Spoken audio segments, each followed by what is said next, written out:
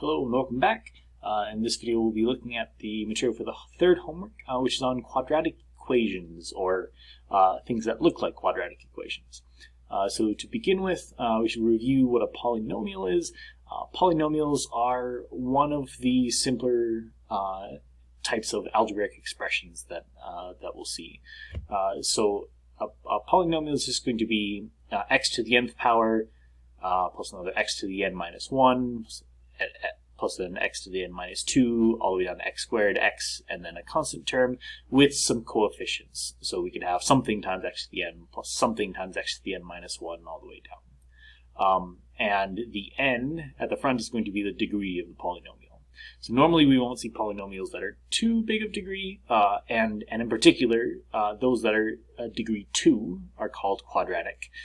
So this is a quadratic polynomial, so it's going to look like something times x squared plus something times x plus something. So this is the final constant term here.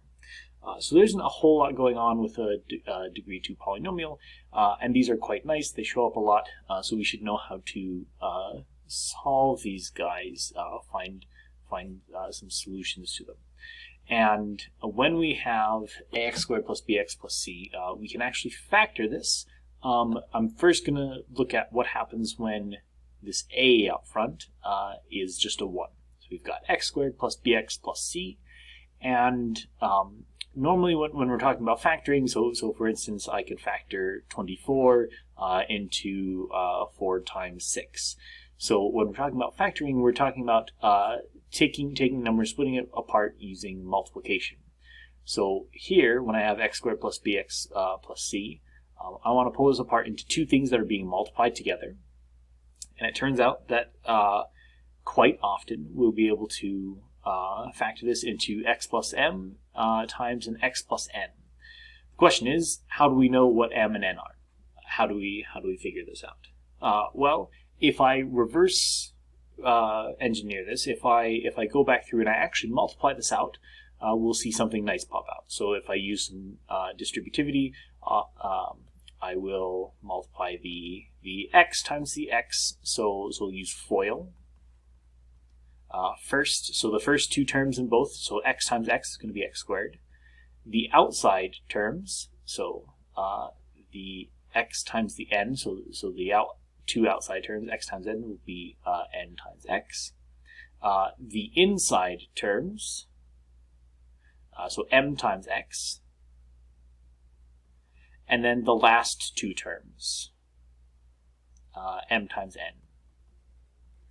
And if I simplify this middle bit a little bit, we get x squared plus m plus n times x plus m times n. So the trick here is to notice, is to match these up. So if I do this in different colors, so we've got the x squared term out front, those match.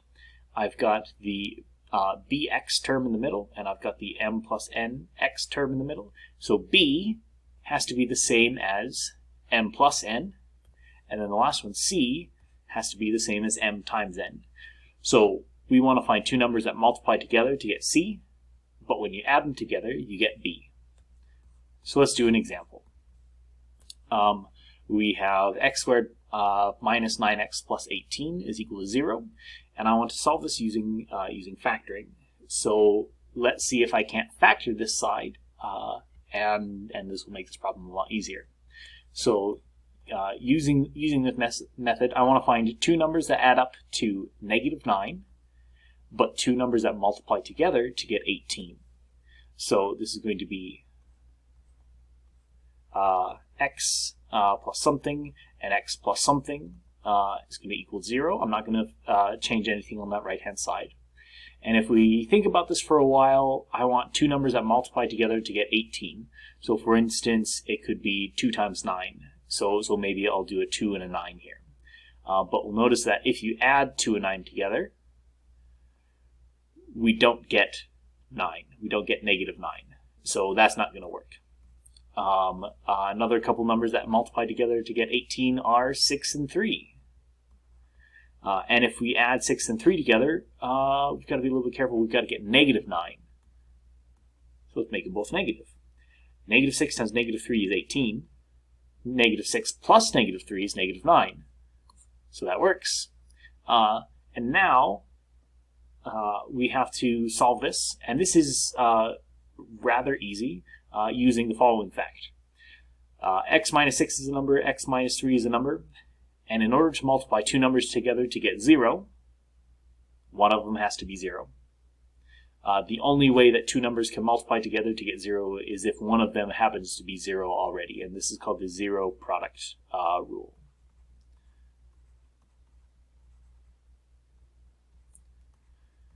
Or zero product principle, depending on who you ask. So either x minus 6 is equal to 0, or x minus 3 is equal to 0.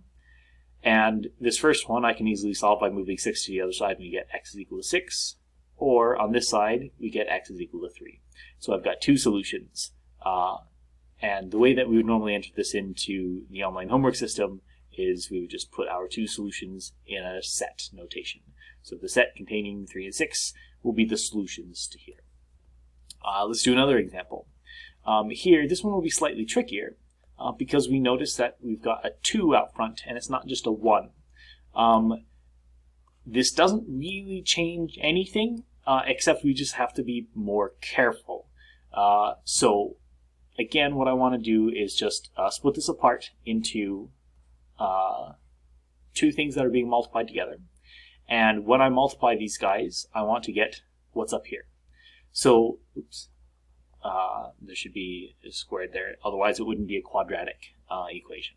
So in order to multiply together to get this thing, again, I want to put some things in here, so I'll definitely have two x's.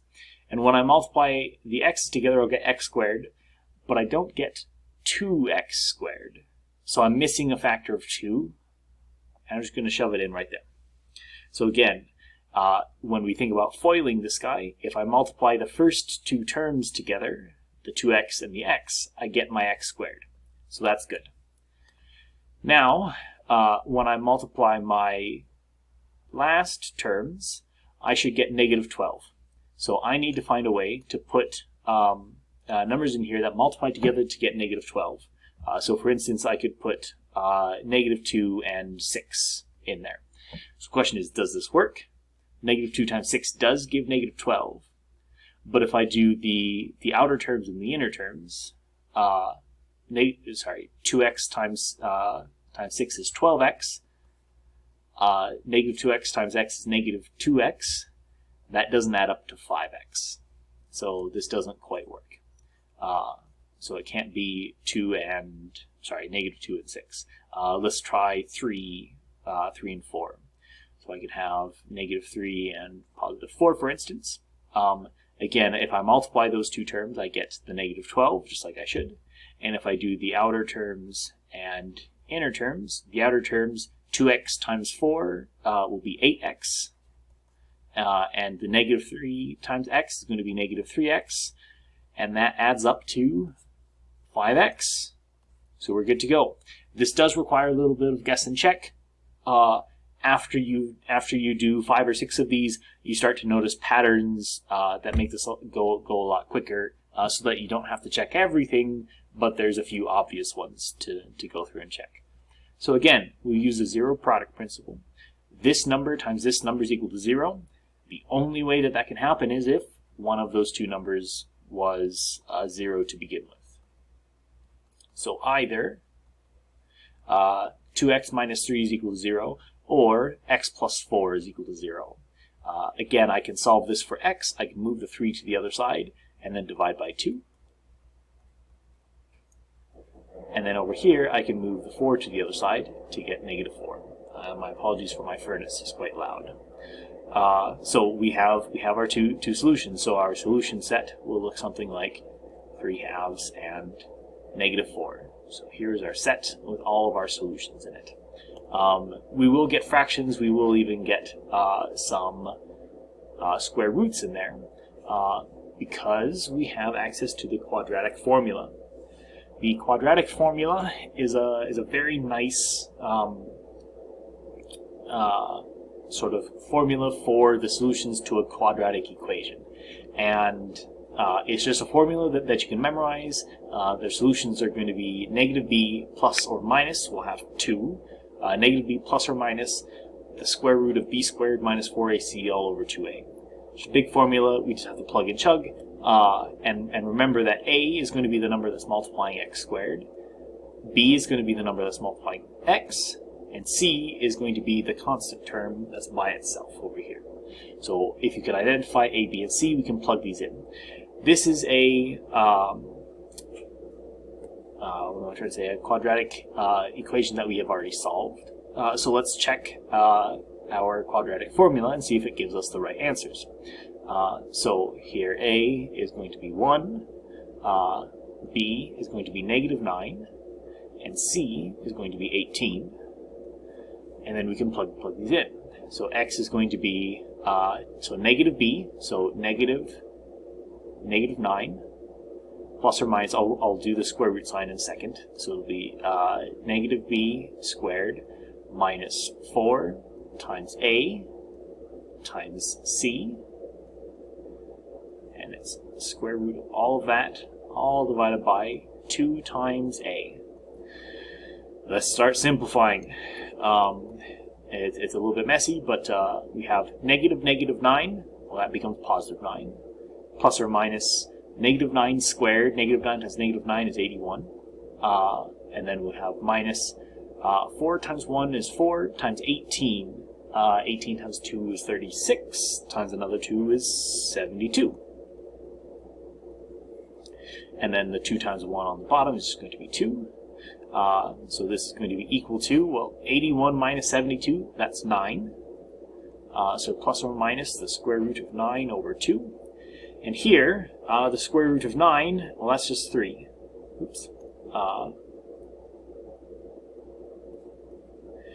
So we have two solutions. We have the one that uses the positive root, and then the one that uses the negative root. So we've got both of those. So let's write these down. So we've got 9 plus 3 divided by 2. This is one solution. Or x is going to be equal to 9 minus 3 divided by 2. So over here, 9 plus 3 divided by 2, 9 plus 3 is 12, divided by 2 is 6. Or 9 minus 3 is 6, divided by 2 is 3. So we come up with the same two solutions. X is either going to be 6 or 3. And that was our solutions that we found by factoring. Notice the factoring was a lot quicker. It's just essentially just this one step, the factoring step. Whereas here, yeah, we had to simplify our quadratic formula a little bit. The quadratic formula will always work. Sometimes factoring is hard or not obvious. So it's whichever one happens to be quicker for the problem, we'll use that one. And I just want to point something out really quickly. We are taking a square root here. So what we are taking the square root of, this b squared minus 4ac, is called the discriminant. And if you take the square root of a positive number, you get a positive number. So if you take negative b plus a positive number and negative b minus a positive number, you're going to get two different solutions. Just like we did in this last one. We had 9 plus 3 and 9 minus 3. Those are two different numbers. It could be the case that b squared minus 4ac is exactly equal to 0. Well, in that case, we've got negative b plus 0 and negative b minus 0. That's just the same thing twice. If you add 0 to something or subtract 0 to something, you're not changing it. In which case, you only have one solution. Even though you have this plus or minus, if you add 0 or subtract 0, it's the same thing both times. So we only get one solution. The one case that we really have to be careful of is if b squared minus 4ac is less than 0. And we can't take the square root of a negative number. If that were to happen, you would get two imaginary solutions, technically two complex solutions that use the imaginary number I. We're not going to see this very much in this class. Most of the time we'll focus on real numbers, but we just want to be aware that if we have a negative discriminant, we will have imaginary solutions, and they won't be real numbers.